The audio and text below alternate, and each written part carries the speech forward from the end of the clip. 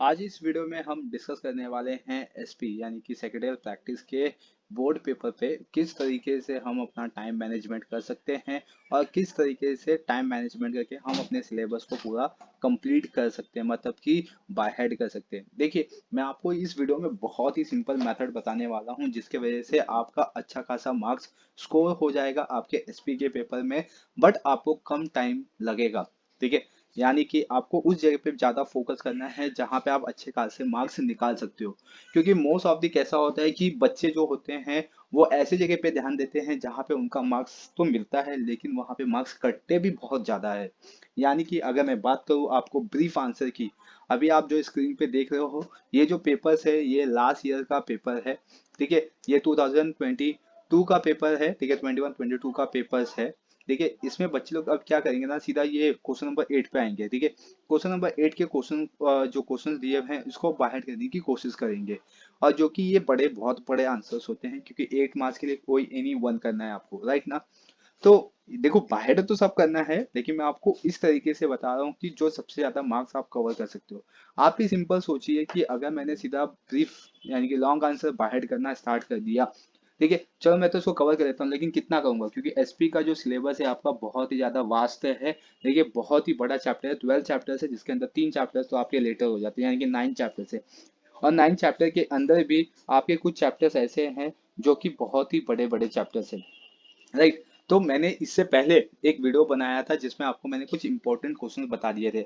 अगर आप चैप्टर पे टिक मार्क करते हो, क्वेश्चन पे टिक मार्क करते हो सिलेबस में जाके, तो आपको ये दिखेगा कि मैंने हर एक चैप्टर में से जितने भी इंपॉर्टेंट क्वेश्चन जो आपके एग्जाम्स में पूछे जाएंगे, देखिए 100% पूछे जाएंगे, उसमें से ही बताया हूँ।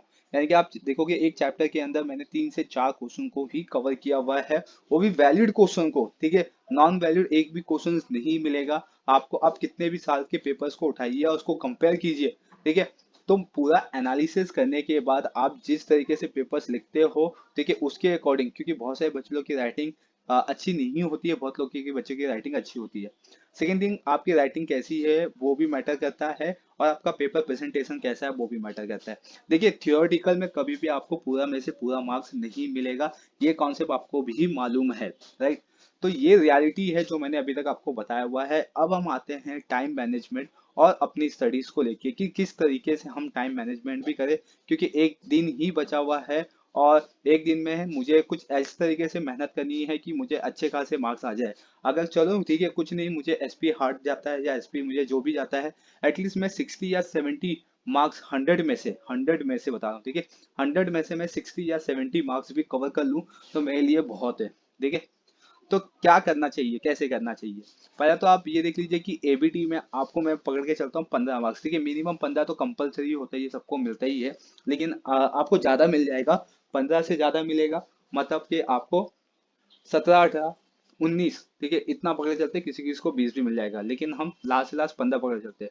अगर मेरा 100 में से 15 मार्क्स यहाँ पे फिक्स हो गया तो बचा कितना मेरे पास अभी, 55। अगर 70 मार्क्स लेके आना है तो 55 बचा।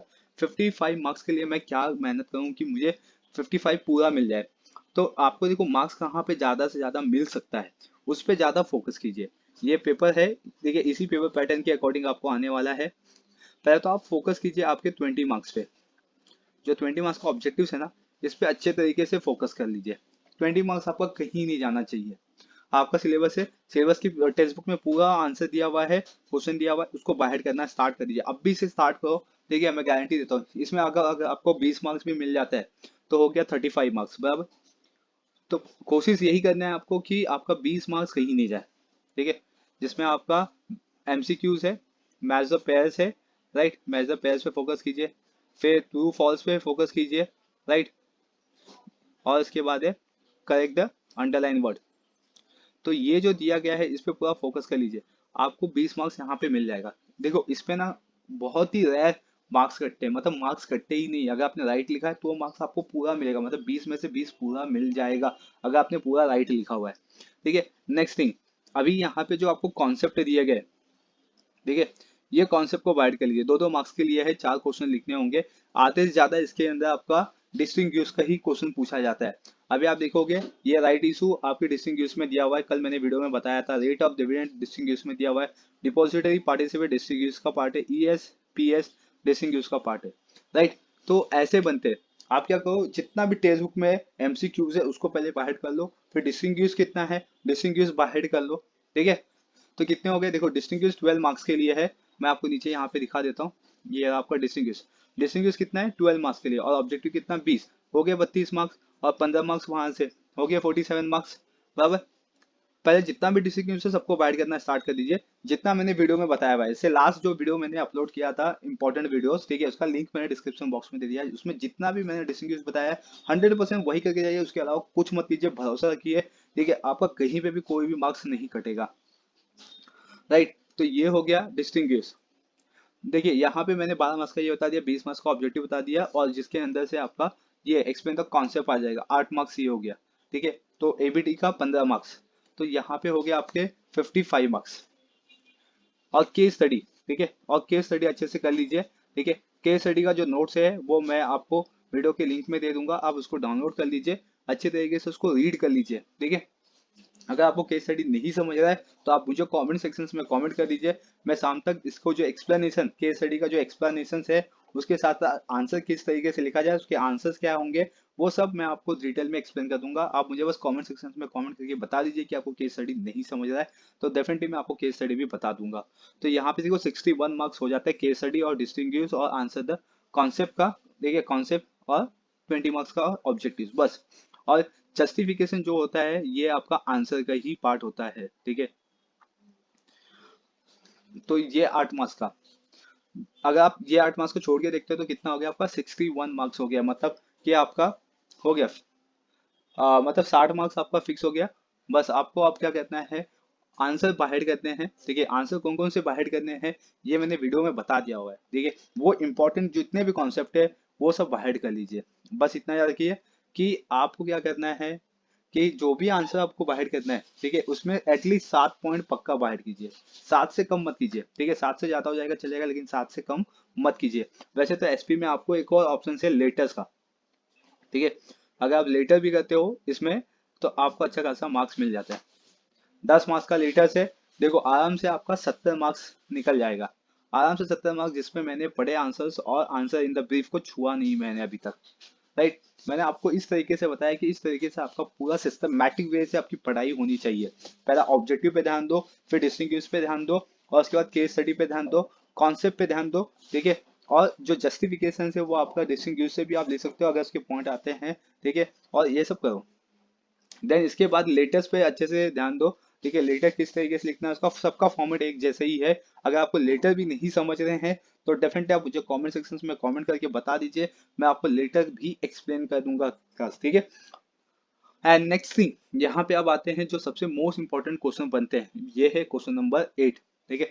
इसके अंदर फिक्स क्वेश्चन आते हैं मोस्ट ऑफ दी, अगर देखा जाए तो, जिसमें होता है types of the shares, sorry type of the preference shares, type of the debentures, ठीक है। ये दो क्वेश्चन फिक्स होते हैं, ठीक है। इसके बाद और क्या आता है इसके अंदर, प्रोविजन आता है, provision for issue of the debentures, यहाँ पे देख सकते हो, explain the provisions of company act 2013 for the issue of debentures, ये हो गया। या तो इसका प्रोसीजर्स, ठीक है, ये 4 पॉइंट, यानी कि चैप्टर नंबर 2 और 4, ये दोनों में से हमेशा इंपॉर्टेंट बनते हैं क्लास, ठीक है। क्योंकि ये प्रेफरेंस शेयर्स और एक्सप्लेन द टाइप्स ये चैप्टर नंबर 2 का पार्ट है, और उसके नीचे जो दिया गया है प्रोविजंस ऑफ कंपनीज एक्ट, ये चैप्टर नंबर 4 का पार्ट है। चैप्टर नंबर 3 में आपका अलॉटमेंट दिया गया है, प्रोसीजर फॉर अलॉटमेंट, ये भी इंपॉर्टेंट है, ये बहुत ही रेयर क्वेश्चन बनते हैं क्वेश्चन नंबर 8 में, ठीक है। लेकिन मोस्ट ऑफ द क्वेश्चन क्या बनते हैं, type of the preference shares और टाइप ऑफ द डिबेंचर्स, या तो प्रोविजन फॉर डिबेंचर या तो प्रोसीजर फॉर द डिबेंचर्स, ये टाइप के क्वेश्चन यहाँ पे बनते हैं, ठीक है। तो और जो आपका बच गया एक last question, answer in the brief, इसके अंदर देख सकते हो आप लोग फीचर का इंटरेस्ट दिया हुआ है। अगर आप देखोगे ना जो इंटरेस्ट है ये आपका, ये आपको डिस्टिंग्विश में भी गिवन है, जो डिस्टिंग्विश में वो पूरा लिख दो क्लास फीचर्स में विद मीनिंग, ठीक है। आपको अच्छा खासा मार्क्स मिल जाएगा, 4 में से आपको 2 3 मतलब 2.5 के ऊपर ही मिलेगा इतना मार्क्स। तो आराम से आप आराम से 70 मार्क्स को कवर कर सकते हो। देखो सिस्टमैटिक वे से पढ़ाई करना है, सिस्टमैटिक वे से करोगे कम टाइम लगेगा, ज्यादा मार्क्स मिलेगा, यानी कि कम आपका मेहनत होगा और ज्यादा आउटपुट होगा, 20 मार्क्स का पहले ऑब्जेक्टिव कवर करो। अभी तक आपने अगर पढ़ाई नहीं की है और पढ़ाई कर रहे हो आप सुबह से, ठीक है, कल तो आपने रेस्ट किया होगा, बहुत सारे बच्चे रेस्ट कर लेते हैं, ठीक है, बहुत सारे बच्चे कल से ही स्टार्ट कर देते हैं, और जिन बच्चों ने अभी तक नहीं किया हुआ है, कल जब से किए हुए, ठीक है, तब से आप अभी क्या करो कि सिस्टमेटिक वे से पहले 20 मार्क्स का ऑब्जेक्टिव कवर कर लो, 12 मार्क्स का आपका डिस्टिंग्विश कवर कर लो, ऑल चैप्टर, ठीक है, जितना चैप्टर है सब सब चैप्टर में से, ठीक है, डिस्टिंग्विश कवर करो। और एंड देन इसके बाद आप केस स्टडी पे कवर करो, केस स्टडी रीड करो, समझो उसको, नहीं समझ में आया मुझे कमेंट सेक्शन में कमेंट करो, ठीक है। एंड देन क्लास इसके बाद फिर लेटर्स पे ध्यान दो, ठीक है, क्योंकि कॉन्सेप्ट आपका वैसे ही हो जाएगा डिस्टिंग्विश से, तो और लेटर्स पे ध्यान दे दो, ठीक है, बस इतना ही करना है क्लास। इसके अलावा बियॉन्ड और कुछ नहीं करना है आपको, आराम से, ठीक है, आप पास हो जाओगे और अच्छे खासे मार्क्स भी निकल जाएंगे। आप जितना लिखोगे, बड़े आंसर जितना लिखोगे, उतने ज्यादा मार्क्स कटने के चांसेस होते हैं, ठीक है। क्यों? क्योंकि थियोरटिकल में आपको कभी भी पूरा आंसर नहीं मिलता है, ठीक है, और इसमें एसपी का सिलेबस ही इतना वास्ट है कि अगर आप कंटिन्यूअसली पढ़ाई करते जाओ तो आपको ज्यादा टाइम भी लग सकता है, राइट। तो आप 2 दिन में ये पूरा सिलेबस नहीं कवर कर पाओगे, इसीलिए मैंने इंपॉर्टेंट वीडियो भी बना दिया था कि एसपी में क्या कितने इंपॉर्टेंट क्वेश्चन निकल के आते हैं। अगर उतना भी करते हो तो भी आप पास हो जाते हो, लेकिन आप सिस्टमैटिक वे से करो। चलिए, इस वीडियो में बस मुझे इतनी बता देना कि आप अपना टाइम मैनेजमेंट किस तरीके से कर सकते हो, किस तरीके से कम स्टडी करके ज्यादा मार्क्स लेके आ सकते हो। बने रहिए चैनल पे, चैनल को सब्सक्राइब कर लीजिए। Thank you for watching.